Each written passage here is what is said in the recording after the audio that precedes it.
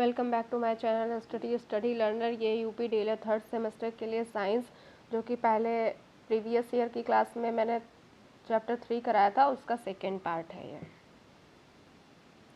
भोज्य पदार्थों का परिभक्षण, प्रिजर्वेशन ऑफ मटेरियल।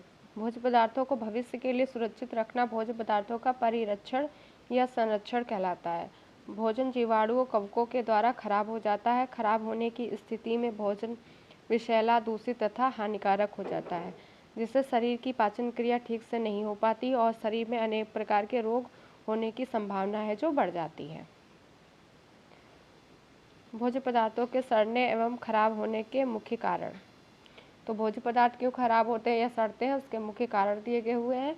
भोज्य पदार्थ मुख्य रूप से फफूंद, जीवाणु और ईस्ट जैसे सूक्ष्म जीव के कारण संक्रमित होते हैं। कीटों से भी भोज्य पदार्थ संक्रमित हो जाते हैं। तो भोज्य पदार्थ क्यों खराब होते हैं? क्योंकि उसमें फफूंद, जीवाणु या ईस्ट जैसे सूक्ष्म जीव होते हैं, वो भोजन को संक्रमित कर देते हैं, इससे हो जाता है खराब। पहला है फफूंद के बारे में देख लेंगे। बारिश के दिनों में 2 से 3 दिनों तक रखी रोटी, डबल रोटी तथा अन्य भोज्य पदार्थों पर सफ़ेद जाले जैसी रचना दिखने लगती है। यह रचना फफूंदी होती है, जिससे खाद्य पदार्थ होता है जो खराब हो जाता है। नेक्स्ट है जीवाणु। बारिश के मौसम में 2 से 3 दिन तक रखी हरी सब्जियां एवं फल सड़ने लगते हैं, क्योंकि ये सूक्ष्मजीव नमी युक्त हवा में शीघ्रता से पनपते हैं। नेक्स्ट है ईस्ट।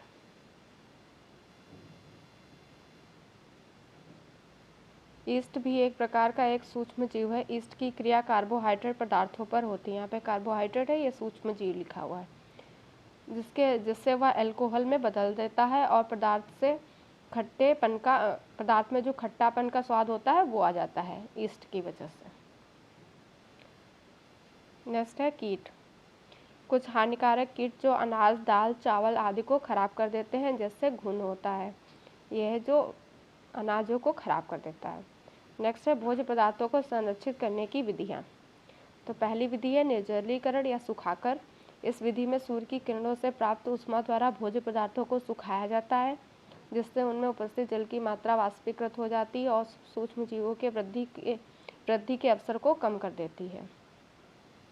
जैसे अनाज, दालें, पापड़, आलू के चिप्स, सेवइयाँ, आंवला, गोभी, आम आदि सुखाकर निर्जलीकरण करा जाता है इनमें, ताकि ये ज़्यादा दिन तक चल सके।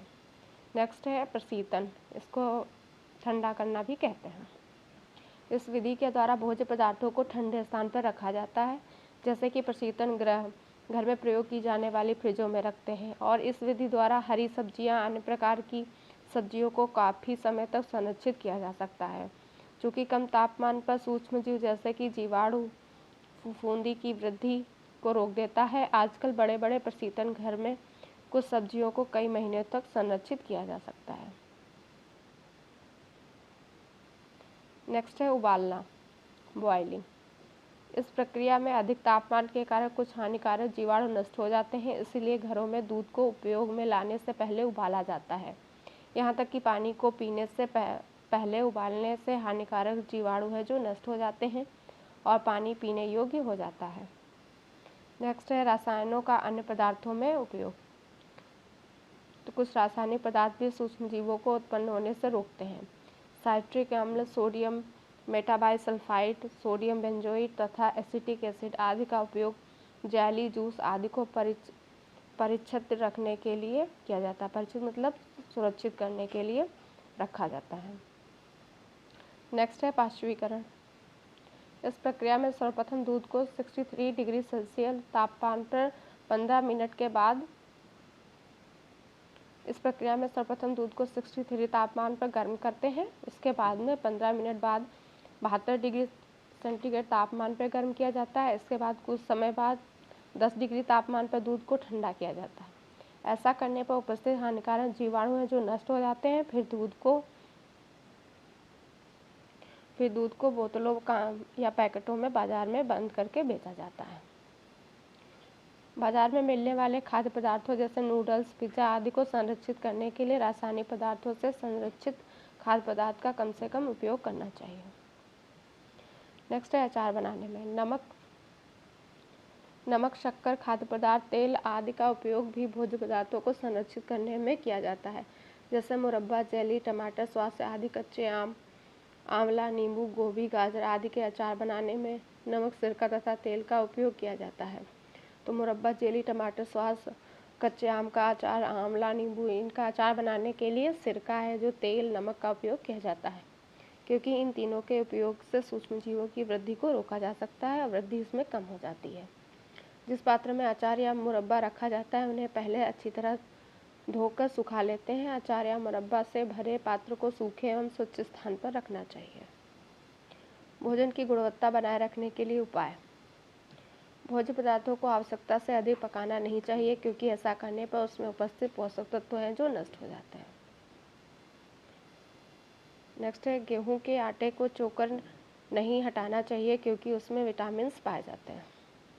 जो गेहूं के आटे में चोकर होता है उसे निकालना नहीं चाहिए, क्योंकि उसमें विटामिन पाए जाते हैं। यहाँ पे निकालना लिखा हुआ है, कर लीजिएगा।